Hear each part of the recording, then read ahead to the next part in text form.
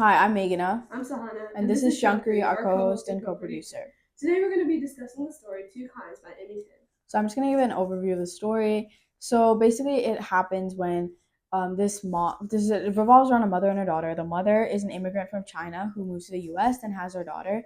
The mother is obsessed with making her daughter into a prodigy. So first she tries to make her daughter like Shirley Temple. That doesn't work out. They try a bunch of other things like memorizing the Bible and memorizing capitals of countries around the world. None of this works out. The daughter ends up getting really tired of all of this. She kind of is tired of seeing her mom get disappointed in her over and over again and vows that she will never be who she is meant to be, only who she truly is. So, after this, her mom sees a Chinese girl playing the piano on TV and is completely mesmerized by the sight of it. And she says to her daughter, "You're going to become a piano prodigy." She sends her daughter to get lessons from some old man who's in the flat and also in the flat with them. And her daughter is more than displeased with this. She's kind of very annoyed that her mom's still stuck on this idea of being her prodigy. And she's like, "I'm not even going to try." She goes to the old man's house to learn piano, but realizes that he's deaf, and she can get away with kind of like mixing the keys up in a very random order as long as it's in a certain rhythm and as long as it looks like she's playing the right thing.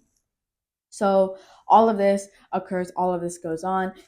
Eventually, there comes a day where she has to give a recital, and she doesn't practice any of her pieces because she shows like a major disinterest in this. She kind of like she's kind of like very angry, still very angry at her mom for like forcing her into like stuff that she doesn't want to. So she literally doesn't even try.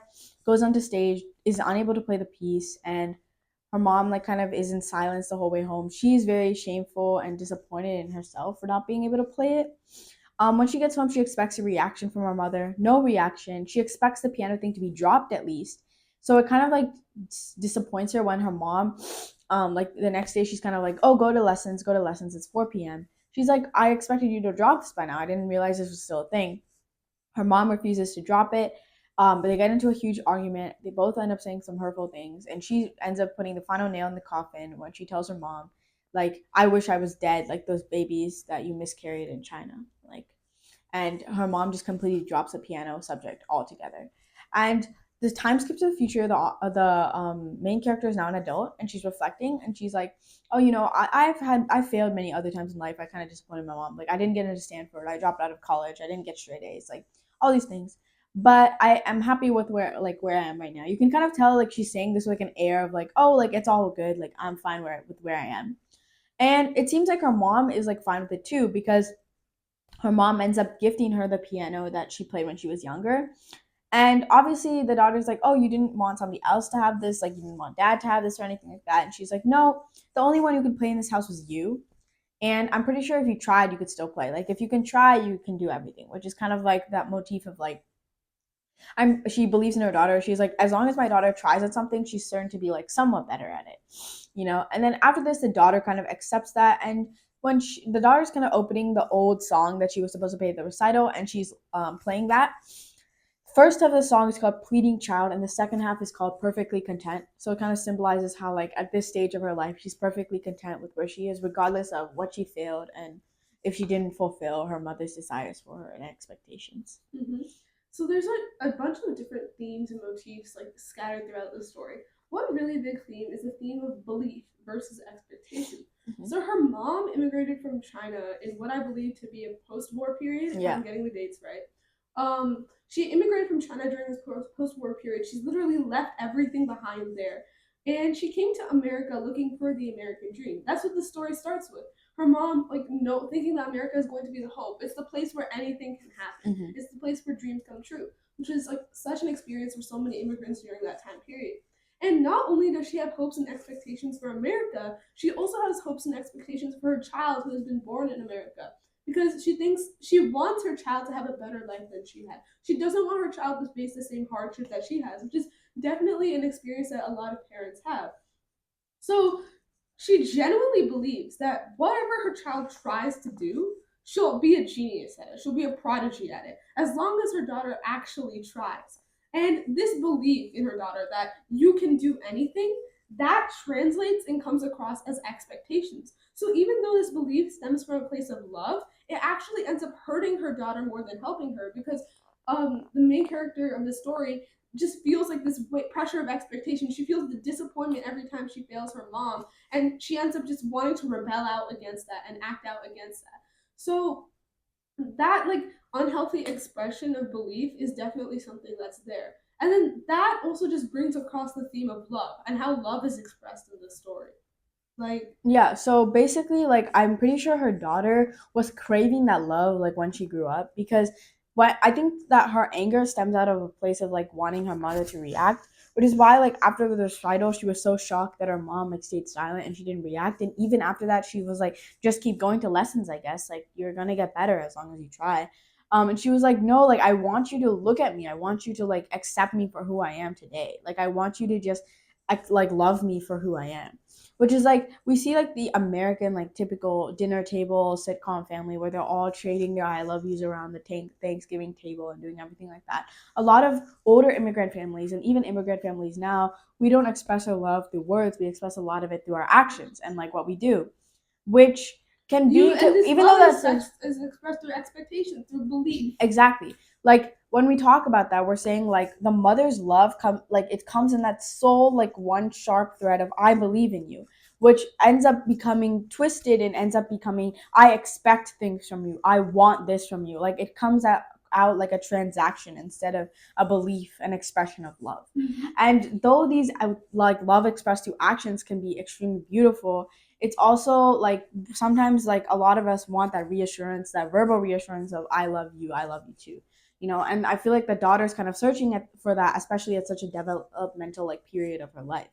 And the daughter's anger it kind of clouds her from actually trying something, like instead of like maybe trying piano, seeing if she truly liked it, doing it for herself, she ends up doing it. I would say like she ends up doing the very thing that she's rebelling against, which is like doing an action for her mother. She's like Because she's trying to do it to spite her to mother. spite her mother, to get a reaction out of her, what is exactly like goes against her whole thesis of doing things for herself, of like believing in herself, of like only becoming who she is. Like if she just tried piano and was like I'll just do it just to see if I like it, and then realize like oh I don't like it, it's like not that great for me, then like I feel like that would be a better path to take rather than saying like I'm just not going to do it because my mom wants me to do it and I just don't want to do that. And like sincerely, she could have like tried, right? Because she says when she's like playing the piano, she's like, you know, I'm actually like she actually got the basics down quite quickly. So if she had actually tried, she could have been good at it. And it's like her mother said, like in some ways that if you try at something, you're able to develop skill in it. If you try at something, if you love something, if you want to do it, you will automatically develop skill because that will just translate across. And her purposely trying not to develop skill is her anger clouding what is best for her. Exactly. And I think near the end of the story, when we see that whole thing with when she's kind of like accepted that like over time like she realizes like oh I'm not a perfect person, I did make choices in my life, and it's not like verbalized whether she regrets them or not, it's kind of like oh I just did them and that was that.